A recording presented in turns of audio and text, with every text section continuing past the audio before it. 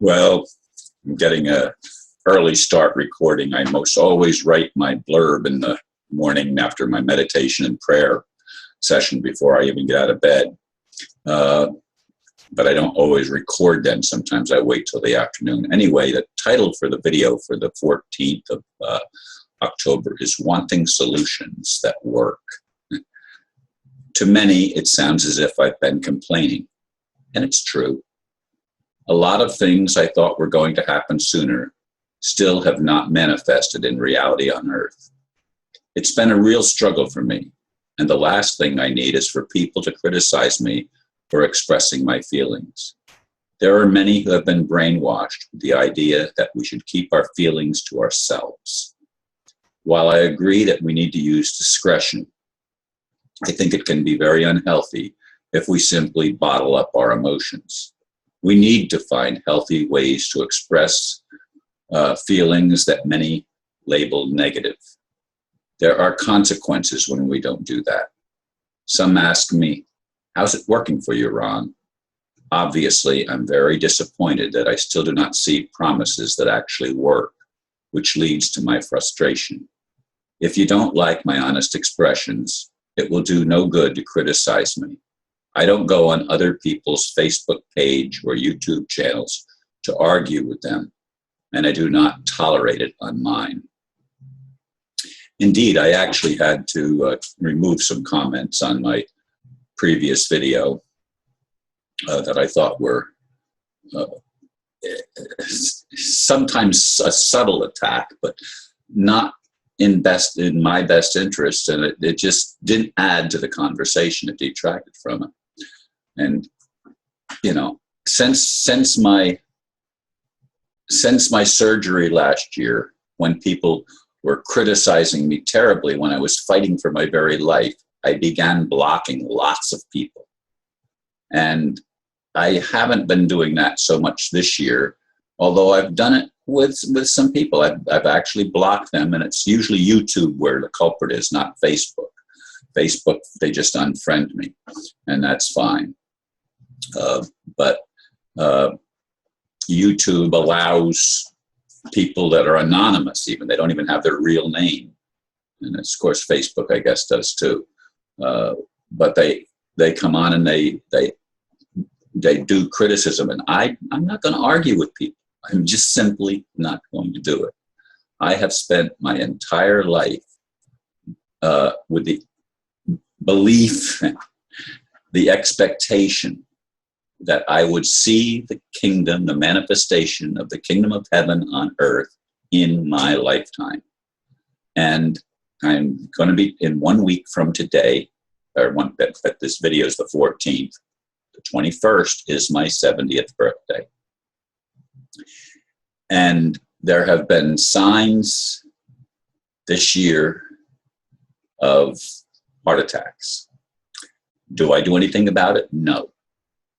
I breathe until it passes.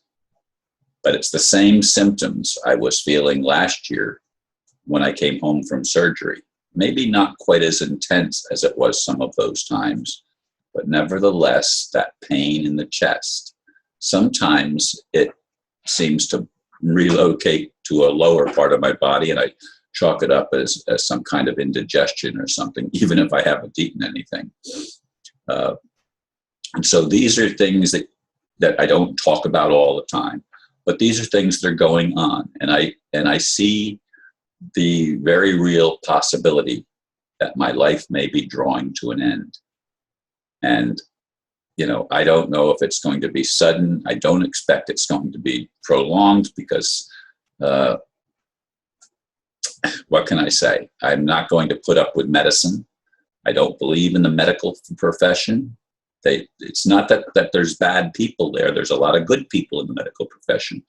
But the pharmaceutical industry is controlled by people who want to make money.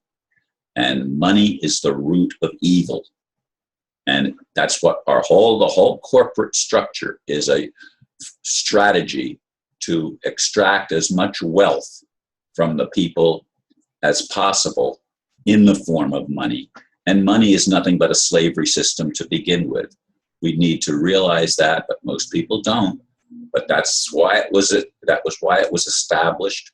We could, if we were more conscious and more aware that everything is interconnected, we could develop a system, a fair system of barter where we just exchange services and grow food and do things that are of necessity.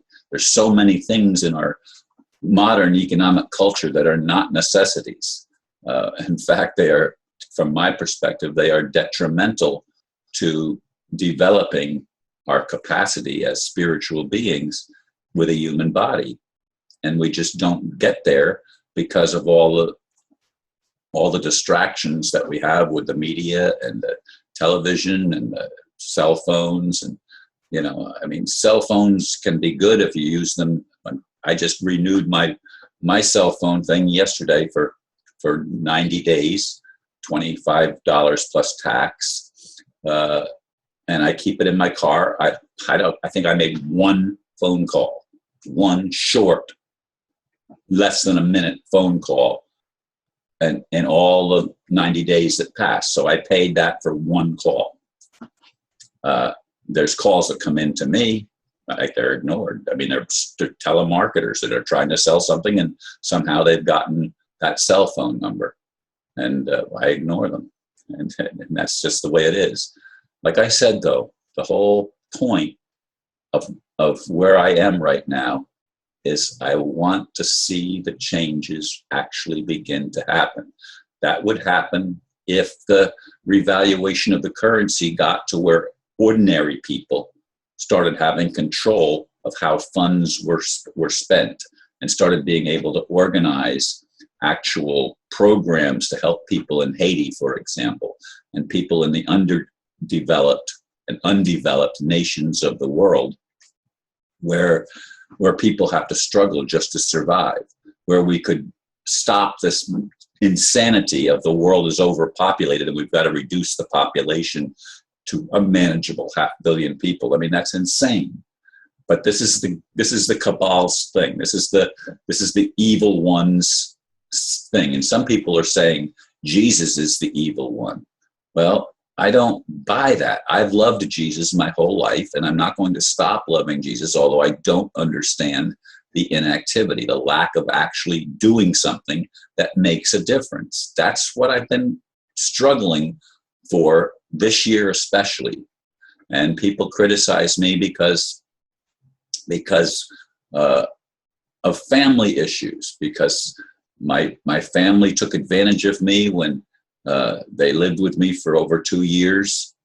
My daughter and her husband and 3 grandchildren. I put them up. I suffered financial loss because of taking them in and trying to help them. Plus, I lost my spiritual group that used to meet in my home every week, and on occasional weekends where we had seminars and work and mini workshops and stuff like that. All of that came to an end then. So there's been things that have radically affected my life, and that affects my outlook because I have feelings that come up in response to that. And if I'm not allowed to be human, then why was I given a human body? If it's just a test, that's evil to me on the part of the one who presented it as a test.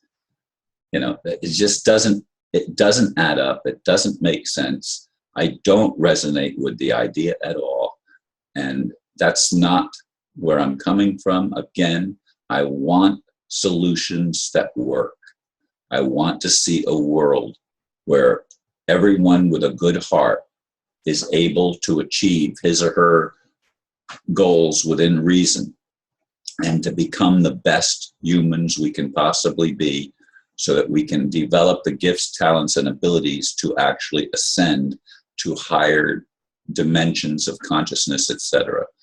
Anyway, I hope this gives you an idea of where I'm coming from. If you like it, that's fine. If you don't like it, it doesn't do any good to criticize me, because I'm just going to end up deleting the criticism. I don't want to even, I read them, but they disappear pretty quickly. Thank you for listening. Namaste.